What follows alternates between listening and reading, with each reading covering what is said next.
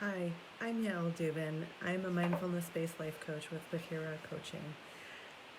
You know how it is when you really want something out of your life, but you're not quite clear on what it is. You just know something's missing, and you need to figure it out. Well, what I do is I help people figure it out by using a process of powerful self-reflective inquiry.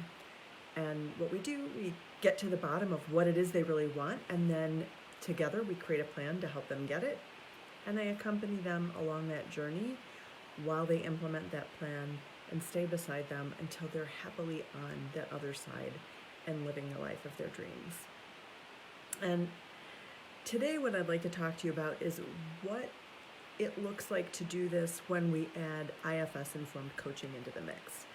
I've talked quite a bit in the past about what IFS coaching is, the theory behind IFS in general, and kind of a bit about the benefits of it. And I think it's just fantastic, and the clients that I'm working with are loving it. They're getting so much out of it.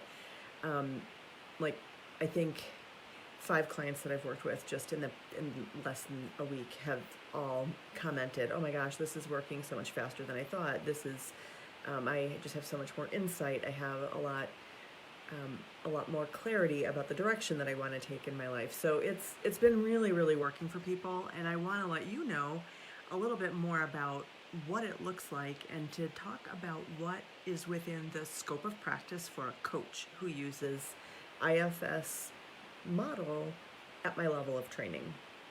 And I'm especially interested in sharing this because IFS coaching can feel a bit like therapy, but it is distinct from therapy. A lot of what makes it distinct is the target of the intervention. So I'm not trying to fix a diagnosis. I'm not trying to make a diagnosis. I'm not targeting any of the interventions towards a mental disorder or psychological disturbance. Basically, we deal with parts that come up, and parts are part of everybody's psyche. Parts are just a thing that every brain has, everybody's mind has. If you've ever had mixed feelings, that's what parts are like. So we get these things, these are parts, it's normal. And what an IFS coach does that parts work in the service of you reaching your own agenda, your own goals in life. So it's not the same as a therapist who would use IFS work to help you work on anxiety or trauma or depression. Really very different. What IFS coaching is about, it's about helping you become more self-led so that when you have a goal that's important to you, but you're not able to quite mobilize to make it happen, that's very likely because there are some parts involved in keeping you kind of stuck where you are. That's the case for you if you're stuck. It was the case for me in times I've been stuck, and it's just how life is for people. It's how the brain works. So if you're considering getting coaching with me and you're thinking, yes, I know that there are some things I'm stuck with, I'm not so sure about this IFS coaching, I just want to give you a little bit of a sense of what to expect when I use this model, which I do quite frequently. And first of all, I want to let you know my level of training is that about 6 months ago or so, I completed a course offered by the IFS Institute entitled Coaching for Self-Leadership. With that certificate in hand, I can now legitimately and officially refer to myself as an IFS-informed coach. The IFS was very specific about, IFS Institute was very specific about what I can do with this certificate in my hand, and I want to let you know what it is that I can do. So the first thing to know is that I can work with parts. So we will practice acknowledging, being present to, and witnessing your parts. I happen to have a really amazing parts detector, and I will notice, like, oh, it sounds like there might be a part there. Can we just tune into that part? So that's totally something that's within this scope for my level of training, is to talk about those parts that you may have been unaware of. Secondly, we've talked about protectors in the past, and those protectors are the parts that kind of keep you on the straight and narrow path. They keep you getting along with people. They keep you feeling good about yourself. They kind of manage your day-to-day, they also sort of protect what are known as exiles. So they may have vulnerable parts that are hurt that they also protect or shield. And what my level of training permits me to do with those parts is to do what's called the 6 F's. Find them, find those protectors, identify where they are, flesh them out. And I use that a little bit differently than the IFS does, but flesh them out, like find them in your body. I do some somatic coaching. So somatic coaching really includes your body and your body's response. So where do those parts arise in your body? What bodily sensations can tell you, there's a part there? We focus on the part's experience. What is the part feeling like? What is its energy like? What do they experience of the world? We'll focus on your feelings toward the parts. If you're not feeling one of the 8 C's, probably there's another part involved. So we'll kind of make sure we weed out the other parts so that we can get self into a relationship with that protector. Once that happens, self and that protector can become friends. That's another one of the 6 F's. You can befriend your protector, and that protector can start to see you as an ally instead of another person that's in the way of its main goal. We can learn more about what that protector fears. We can get at the root of their fears and see if there's a way that we can negotiate a situation where that protector can let you do the protecting, so that if that protector is afraid of embarrassment or afraid that someone will hurt your feelings or reject you, hi Judy, it's nice to see you. We can befriend that protector and get at the bottom of their fears, and possibly they will then allow you from a place of self to take over that role, because those protectors are usually poorly equipped to do their jobs. They do a great job and they've gotten you to where you are today, and that's awesome, but they're usually not as well resourced as you are from a place of self, so we want to bring your whole self into that. The next thing we can do is, we talked about exiles, and exiles are, again, those super vulnerable, fragile parts that are buried underneath, that may carry painful experiences or embarrassing experiences, things that were scary or sad, grief. And with my level of IFS training, I am qualified to practice direct access and insight methods with exiles. And what that means is that I can talk directly to those parts of you, or I can guide you through the process of you having your own conversation with those parts. And that can be very important, because a lot of times when you start doing coaching and you start moving towards your goals, your system gets a little bit agitated. The way that you're currently living is the way that your system has decided is acceptable, and strikes a balance between your deepest desires and your deepest fears. However, you consciously may not like that balance. You might want more out of life, and that's awesome.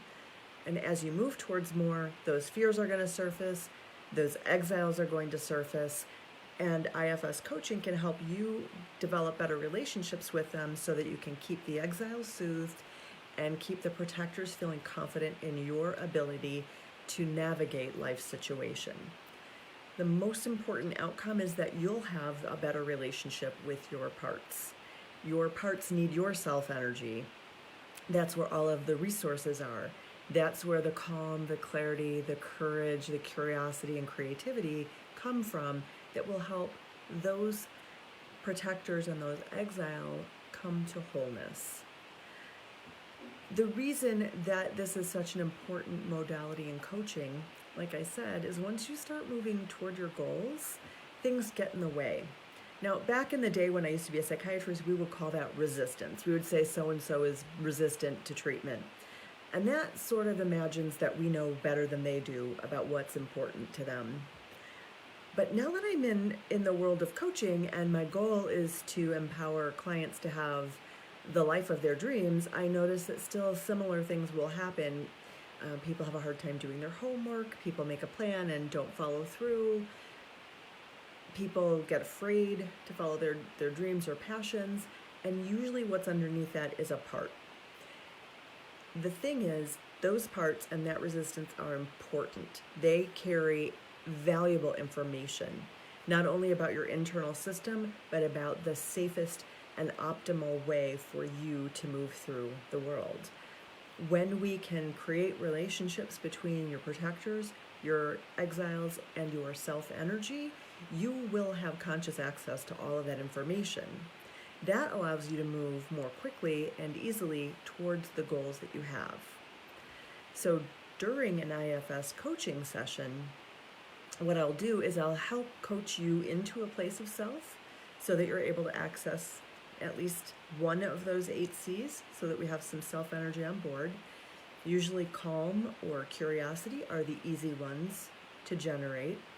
And then I'll coach you through forming a relationship with your protector and or your exiles from that place of self. And that, for some people, can feel a lot like therapy.